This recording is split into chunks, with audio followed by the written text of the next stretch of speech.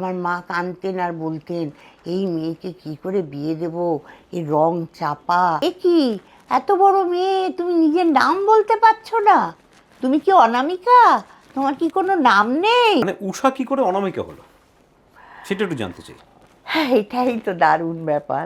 আমি করছি কলা মন্দিরে, যেদিন শ্যামা নাটক হয়ে গেছে, আমার তখন এতখানি চুল, তো আমি চুলে মালা লাগাই তো শ্যামা, সেটা খুলতে খুলতে আসছি, আমার এক বন্ধু বলছে, এই উষা দেখ না, তোকে এক ভদ্রলোক ডাকছে, ধুতি পরা, হেমন্ত মুখার্জির মতন জামা পরা।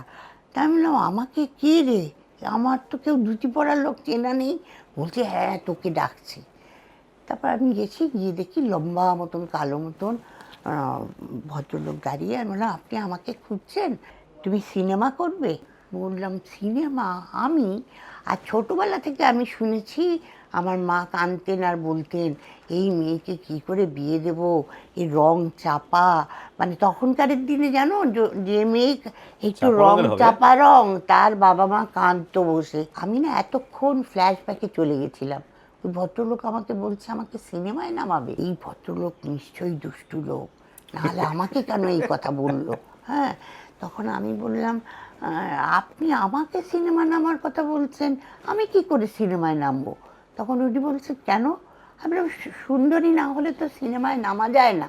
তখন ভদ্রলোক বললেন, ও তুমি জানো সিনেমায় নামতে গেলে কি কি লাগে? আজও আমার চোখের সামনে ভাসে, ভদ্রলোক মারা গেছে। তো আমি বললাম, আমি জানি, ফর্সা, খুব সুন্দর দেখতে হতে হবে। সেই কনসেপ্টটা তখন মাথায় তোমার? হ্যাঁ, ফর্সা সুন্দরী হতে হবে। হ্যাঁ। তো তখন ভদ্রলোক হেসে ফেললেন। আমি ভয়ে ভয়ে গিয়ে বলছি, আমি আপনাকে বললাম না যে আমি সিনেমা করব না?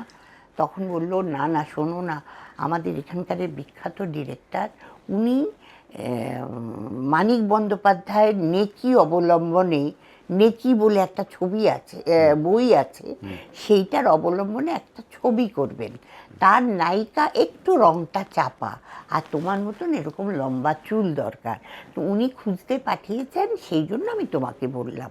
বাড়িতে কে কে আছেন আমি নিয়ে গিয়ে কথা বলবো। তুমি তোমার মা বাবার সঙ্গে কথা বলেছিলে? আমাকে জিজ্ঞেস করছে। আমি বললাম, না আমি বলিনি, তবে আমার দিদি, ও খুব সিনেমা পাগলা, দিদিকে বলেছি। আমার দিদি বলেছে যে আমার বাড়িতে নিয়ে আয়, আমি ভদ্রলোকের সঙ্গে কথা বলবো। বললো, আচ্ছা ঠিক আছে, আমার বোন সিনেমা করবে, সব ঠিক আছে, আপনি একদিন আমাদের সিনেমার শুটিং দেখান। হ্যাঁ, বলে, হ্যাঁ চলুন, কালকেই চলুন। ইন্দ্রপুরী স্টুডিওতে নিয়ে এসছে। হ্যাঁ, ভদ্রলোক। ছবিটা হচ্ছে প্রান্তরেখা।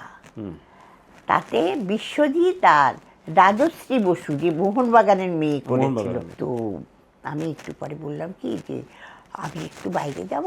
তো ভদ্রলোক বললো, শোনো, এই ফিল্ম লাইনে না সব লোক ভালো হয় না, তো তুমি যেতে পারো, কিন্তু কেউ তোমার নাম ঠিকানা বললে তুমি কিন্তু বলবে না। হ্যাঁ, ঘর থেকে বেরিয়ে এসে আমি দাঁড়িয়ে দাঁড়িয়ে দেখছি স্টুডিওর চতুর্দিকটা। হঠাৎ এইটুকু খাটো একজন ভদ্রলোক দৌড়ে এসছেন, কালীবাবু, প্রোডাকশন কন্ট্রোলার। তো দৌড়ে এসে বলছে, কোথায় এসেছো তুমি, শুটিং করছো? আমি বললাম, না। তোমার নাম কি? এইবার আমার মনে পড়ে গেছে, ওই ভদ্রলোক তো বলে দিয়েছে যে এখানকার লোকজন ভালো হয় না, তুমি নাম ঠিকানা একদম বলবে না। তাহলে আমি কি করব, কি করে নাম তো বলা যাবে না, বলে আমি চুপ করে দাঁড়িয়ে আছি। ভদ্রলোক বলছে, এ কি এত বড় মেয়ে, তুমি নিজের নাম বলতে পারছো না? তুমি কি অনামিকা? তোমার কি কোনো নাম নেই? এই বলেছে অনামিকা। আমি বললাম, হ্যাঁ। অনামিকা? আমি বললাম, হ্যাঁ। ও টাইটেল কি? এবার সাহা তো আর আমি কিছু করতে পারছি না, আমি বলে ফেললাম সাহা। এই হচ্ছে অনামিকা সাহা।